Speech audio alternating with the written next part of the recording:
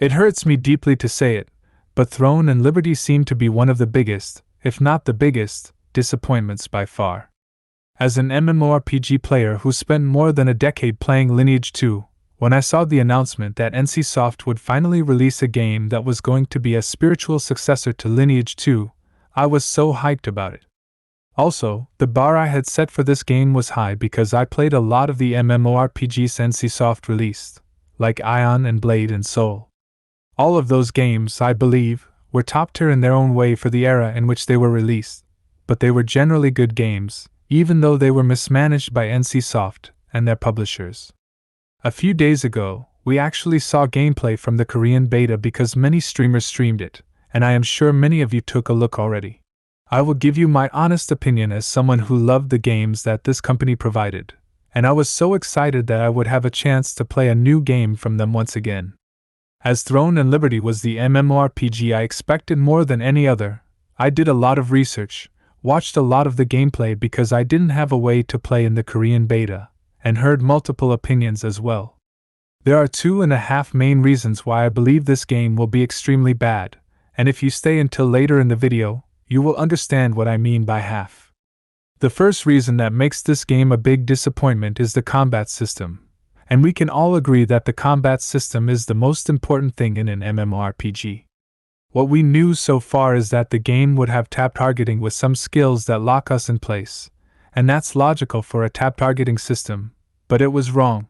The reality, as we see it from the gameplay of the beta, is that most of the skills lock us in place, which makes the game feel slow and without soul. Even to auto-attack, we need to stand still, and we can't move an inch. It's by far one of the worst combat systems I have seen since I started playing MMORPGs in 2004 until now, and that's something really surprising if we think about it because this game comes from a developer that, in my opinion, has good combat systems in their games, and all of them are tab targeting as well. It's mind-blowing how it's possible to design a game for 12 years or so and have a combat system that feels soulless and so boring that I am sure most of us would have just closed the game after the first hour of playing it when the company that created it is the one that has designed the combat system of Blade and Soul, which has a really good combat system in both PvE and PvP. Even Lineage 2, which was released back in 2003, has a much more in-depth combat system than this game. If the combat system, especially in MMORPGs, isn't very good or at least good, it doesn't matter what amazing systems the game might have to offer. The players will never see them because they are gone and never stick around to discover them. The second reason for me that this game is the biggest disappointment is that, even though they advertise so much about the game being for PC and consoles, all I see when I look at the gameplay, the systems, and the combat is a mobile game transferred to PC and consoles. I heard many people defend the game by saying it's totally not a game for mobiles, and I wonder if I have a problem understanding the differences and the feeling this game gives. I would see this game much easier as a mobile game than a PC or console one. The most popular topic, especially in global, was about the auto-hunting the game will have, and oh boy, we saw that in action. They have a whole UI designed especially for auto-hunting, as well as offline auto-hunting for certain hours to give us the luxury to close the PC at least when we are sleeping, and also complement this system with rewards from battle passes and various other sources in the game like automated buffs, potions, etc. From what I saw, it's not just a feature that the game will have, it's the main feature this game will have, and it's so depressing to see it. I am trying to understand why, as MMORPG players, we would want a game that is designed to be played automatically, and we would just take a look at it every now and then to set it up and leave it auto-hunt again. They introduced this system to Lineage 2 also, and for me, it was like a tombstone for the game, and instead of getting rid of it, they created a whole new game based on it. Some of the people that want to support the game will say it's not like that, but for me, it's pretty clear that the game is based on and designed in a way that this feature would be used all the time, as we see already in multiple streams that show the beta testing.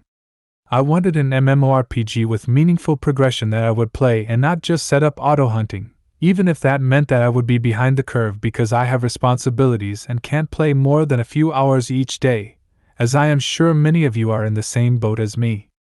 If you remember at the start of the video, I told you that I would give you 2.5 reasons why this game is a big disappointment, and by half, I meant something that we already suspected. But after I saw the game, and what features it will have, it became clear that it will have a very heavy pay-to-win side. It is not something that surprises us, of course, because everyone who played the games that NCSoft provided knows very well the hardcore monetization systems they use in their games. We got a small taste of it when we were looking at the battle pass they have, and it provides the ability to hunt offline for certain hours, as I stated before that this will be a feature in this game.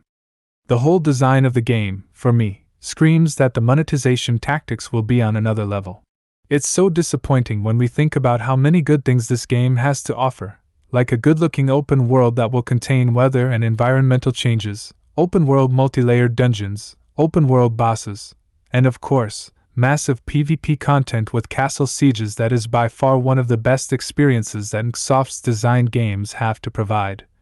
But no one will be there to feel and interact with all those things because they will have been far gone, and the main reasons for that are the unbearable combat system, the auto-hunting, and the extreme pay-to-win systems. I heard a very funny and sad comment at the same time from another content creator that couldn't better describe the situation of the game. He said that the auto-hunting system is there because no one will stay to play with this combat system, and he is totally right, I might say. That was all from me, everyone. As a conclusion, I want to say that I believe they should have planned the game for mobile devices because everything in it screams that it is a mobile game. Even if they fix all the problems I mentioned above, I can't see anyone choosing to play this game instead of the other MMORPGs we already have or the ones that are coming. Let me know in the comments what you believe about the future of this game, and your opinion about the systems and gameplay we've seen so far. I really hope that they will prove me wrong, but I don't see any hope for this game after seeing the actual gameplay. If you liked the video, don't forget to show it by clicking the like button, and if you want to know when a new video comes out, subscribe to the channel. Thank you very much, and see you in the next one.